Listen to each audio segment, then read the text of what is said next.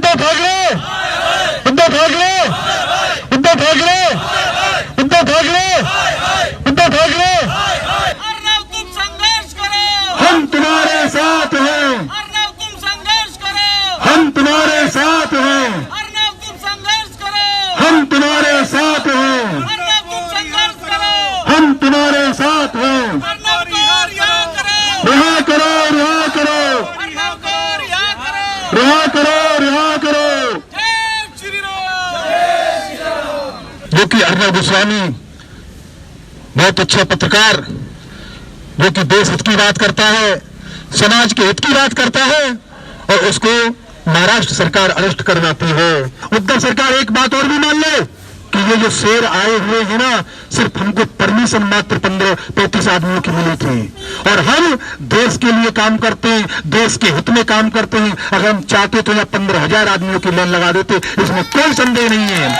दिन रात हमारे हिंदू भाइयों पे हो रहा है, हमारे सिख भाई हैं, सब पे एक न एक जुल्म हो रहे हैं, और वो बात को दबाने की कोशिश की जाती है। चाहे कांग्रेस पार्टी हो, चाहे कोई भी पार्टी हो, सब हिंदू के ही दुश्मन बने पड़े हैं। कहीं से भी दबाना, कहीं से भी कुचलना, किसी को जानते हैं कि ये लोग हैं, किसी से हम उसको दबा सकते हैं और उनका नाश करके हम पूरे 56 कंट्री तो वही है, उसको और भी बढ़ा सकते हैं। ये चीज़ को हमें रोकना पड़ेगा। इनके थोड़ी बहुत इनके यहाँ कुछ बात होती है, एक मोटरसाइकिल चोर को इंटरनेशनल से फरमान आ जाता है, यूएन से फरमान आ जाता है, इंडिया रहने लायक नहीं है, ये नहीं है, वो नहीं है, अरबों खरबों की प्रॉपर्टी छोड़ के ये नहीं कि कहीं दूसरे देश चले जाएं, यहीं में मरते रहते हैं, और हमें बोलते हैं कि हम गलत हैं, हम ये हैं, हम अनपढ़ हैं, हम जाहिल हैं। ये चीज़ ऐसी नहीं होती। हमारे हिंदू भाइयों में एक से एक स्कॉलर रहे हैं, आर्यभट्ट रहे हैं, शंकराचार्य रहे हैं, एक से एक रहे हैं, कोई संख्या नहीं है कितने विद्वान रहे हैं। इनके यहाँ कुछ भी नहीं है, जनसंख्या का विस्फोट करने ये गलत है, और ये 24 घंटा लगा रखे हैं। हमारी फोर्थ पिलर्स जो हमारे हैं वो मीडिया है, अखबार है, पेपर्स हैं, छोटे मोटे और दैनिक संध्या चलती है, उन सब पे भी रोक लगाई जा रही है। ये गलत है। एक आवाज़ बेचारा उठाता था, उसको भी दबाया जा रहा है। कोई इंडस्ट्री में ही डेवलप हो पा रहा है, कोई कहीं से इंडिया की गवर्नमेंट के अंदर पता नहीं कहाँ कहाँ की गवर्नमेंटें लगी पड़ी हैं। एक हमारे निजामुद्दीन के पास एक नया वर्ल्ड विजन शुरू हुआ, जो कि तबलीगी जमात होता है, वो भी चला है कोरोना में फंसाने में। बहुत सी चीज़ें बात उनके बारे में दुआ गई बात, इतनी इंटरनेशनल निजामुद्दीन में चल रहा है, किसी को भी नहीं पता। इंटरनेशनल चल रहा है, मक्का मदीना भी फेल है, खलीफा का राज चल रहा है, हमें नहीं पता। जब बात पता चली तो आई बात, हफ्ते भर रही, उसके बाद गायब हो गई। भाई क्या है ये? हमारी कोई हिंदू बात होती है दबा दो, उनकी एक बात होती है, एक साला मतलब कोई बात हो जाती है तो आगाज हो जाता है, यूएन से लेटर आ जाता है, यूएन की सारी संस्थाएं सक्रिय हो जाती है। हमें अपने एक आवाज़ उठाने वाले अर्नब जी के लिए मैं कहता हूँ कि उन्हें तत्काल छोड़ा जाए, और जितने चैनल बनाए गए हैं, जितने उनके लिए व्यवस्था की गई थी, खुद पुलिस डिपार्टमेंट उनके 1 महीने से उनके घर की चारदीवारी पे वो देख रहा था, वो कहीं दिल्ली से भाग न जाए, कहीं इंडिया छोड़ के भाग न जाए, इतने प्रतिबंध लगा रखे थे। और उन्हें और लोगों के लिए कहा जाता है कि भाई मानवाधिकार का हनन है। इनके रिपोर्टर्स के लिए कोई मानवाधिकार का हनन नहीं है, चाहे जो चाहो वो करो। ये बात तो गलत है। हम सबों को उठाना चाहिए, आवाज़ अपनी मजबूती लानी चाहिए। हमारे पूरे वर्ल्ड में हिंदू धर्म था, जहाँ भी खोदो, जहाँ भी कोड़ो, जहाँ देखो वहाँ सब मंदिर निकलते हैं, श्रीयंत्र के पाठ निकलते हैं।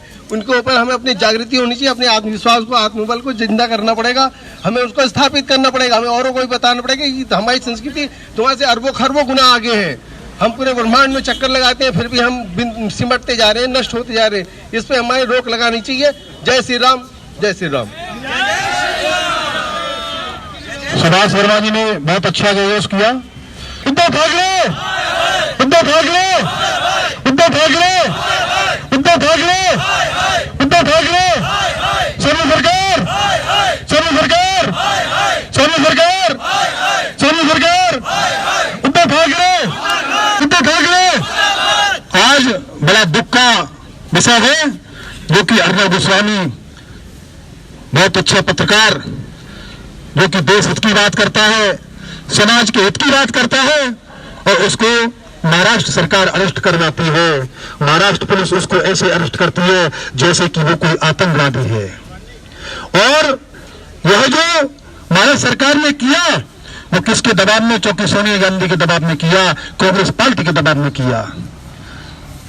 आज आपको बता दूं कि अगर अर्नब गोस्वामी को नहीं छोड़ा महाराष्ट्र सरकार ने, तो सोच लेना कि ये महाराष्ट्र सरकार के लिए बहुत बड़ा दुर्भाग्य का दिन होगा, क्योंकि हिंदू अगर जाग गया तो प्रलय हो जाएगा, और अगर प्रलय हो गया तो आप सोच लेना ये जितने वर्ग जिहादी हैं, जितने वर्ग देश के द्रोही हैं, वो कहीं नहीं देखे जाएंगे। ये बात विशेष याद रखना।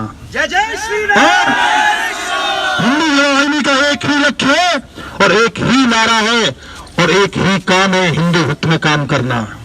अगर हम लोग सिर्फ और सिर्फ हिंदू हित में ही काम करते हैं, और हम आपको बता दें, अर्नब गोस्वामी ने किसी समाज का कोई विद्रोह नहीं किया था, किसी मंडन समाज का विद्रोह नहीं किया था। अगर उद्धव ठाकरे में अगर दम है तो हमको अरेस्ट करके दिखाए, हम उसको चैलेंज करते हैं कि वो गद्दार है और वो इस भूमि में रहने के लायक नहीं है, वो इस देश में रहने के लायक नहीं है। उसके पिताजी कितने महान आदमी थे, बाला साहब ठाकरे साहब, लेकिन ये तो कोई मतलब कहता हूं कि ऐसे आदमी का बीज है, इसको मैं कह ही नहीं सकता। कहते कि बुरे भले के होते हैं बदल जात है अंश, उड़ा कसब के पहलाद भयो उग्रसेन के कंस। ये बाला साहब जैसे ठाकरे जो भक्त थे, जो देशभक्त थे, उनके यहाँ ये देशद्रोही पैदा हुआ है। और ये देशद्रोही आज आपको बता दें कि एक बार ये मुख्यमंत्री बन गया, जो जीवन में दोबारा मुख्यमंत्री तो क्या ये कुछ नहीं बन पाएगा। जय जय श्री राम। आज अगर आपको बताऊं, उत्तर प्रदेश के माननीय मुख्यमंत्री श्री योगी जी ने साफ शब्दों में कह दिया है कि बाला साहब ठाकरे उद्धव जो सरकार है, जाते हुए अर्नब गोस्वामी को छोड़े, और नहीं तो उसके लिए महाराज जी भी कुछ न कुछ हस्तक्षेप करेंगे। और हिंदू वाहिनी मैंने कहा कि अगर शनिवार तक अगर इन्होंने नहीं छोड़ा, इन्होंने पूरे केस वापस नहीं लिए, तो संडे को हम महाराष्ट्र सदन का घेराव करेंगे, इसमें कोई संदेह नहीं है। और आज आपको बता दूं, उद्धव सरकार एक बात और भी मान ले कि ये जो शेर आए हुए हैं ना, सिर्फ हमको परमिशन मात्र 15-35 आदमियों की मिली थी, और हम देश के लिए काम करते हैं, देश के हित में काम करते हैं। अगर हम चाहते तो या 15,000 आदमियों की लाइन लगा देते, इसमें कोई संदेह नहीं है। लेकिन हम सरकार को दिखाना चाहते हैं कि हम सरकार के साथ हैं, हम सरकार के साथ मिलकर काम करना चाहते हैं, इसलिए आज में 35 आदमी आए हुए हैं, नहीं तो यह आदमियों की जनसंख्या की कोई कमी नहीं है। हिंदू जाग चुका है, हिंदू शेर था, शेर है कि अगर कोई भी जिहादी अगर मोहम्मद साकिब पर अगर फिल्म बनाता है तो उस फिल्म को फाइनेंस मैं करूंगा। बनाओ उस फिल्म को, दिखाओ कि मोहम्मद साहब का कैरेक्टर क्या था, दिखाए कि मोहम्मद साहब ने अपनी जिंदगी में क्या क्या किया था। वही मोहम्मद साहब था, इसकी 80 साल की उम्र में उसने 17 साल की लड़की से शादी करी थी। हमारे यहाँ आप देख के चलो तो हमारे यहाँ देवी देवताओं के ऊपर फिल्म बनाई जाती है। हम लोग रामचरितमानस रामायण को देखते हैं, श्री कृष्ण नाटक को देखते हैं ना, लेकिन मोहम्मद साहब के ऊपर कोई भी फिल्म नहीं बनाई जाती, इनके इतिहास को कोई नहीं जाना जाता। आज आपको और बता दूं, आपको सुन के बड़ी हैरानी होगी, जो हमारा पंजाब का जो स्वर्ण मंदिर है ना, वो स्वर्ण मंदिर जब बना था तो उसकी स्थापना भी एक पीर ने करी थी।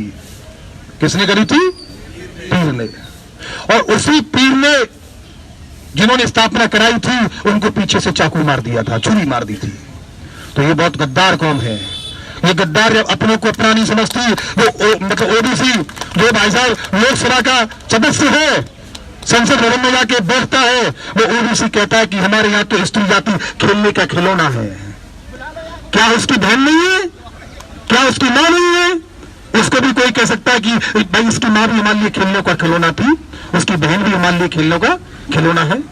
ये इतनी गंदी कौम है, इतनी नीच कौम है कि इसको अपने अपनत्व नहीं दिखाई देता। ना तो इनको अपनी बहन दिखाई देती, ना इनको अपनी मां दिखाई देती, ना इनको अपनी बेटी दिखाई देती, उनको कोई दिखाई नहीं देता। और बता दूं, गुरु नानक साहब के ग्रंथ में लिखा हुआ है कि अपने हाथ पर इतने बड़े हाथ पर इस पर पूरा आप मतलब शहद लगा लें, और शहद लगा के इसको राई की बोरी में घुसा दें, जितने दाने इस पर निकले आए इतने भी अगर ये लोग कटुआ लोग अगर कसम खाए ना तो उन पर भरोसा मत करना। और महाराष्ट्र में ये सरकार है, ये इन्हीं लोगों की सरकार है, गद्दारों की सरकार है। ये इसी का कारण है। अर्नब तुम संघर्ष करो, हम तुम्हारे साथ हैं। अर्नब तुम संघर्ष करो, हम तुम्हारे साथ हैं। अर्नब तुम संघर्ष करो, हम तुम्हारे साथ हैं। अर्नब तुम संघर्ष करो, हम तुम्हारे साथ हैं। अर्नब तुम संघर्ष करो, हम तुम्हारे साथ हैं। अर्नब को रिहा करो, रिहा रिहा करो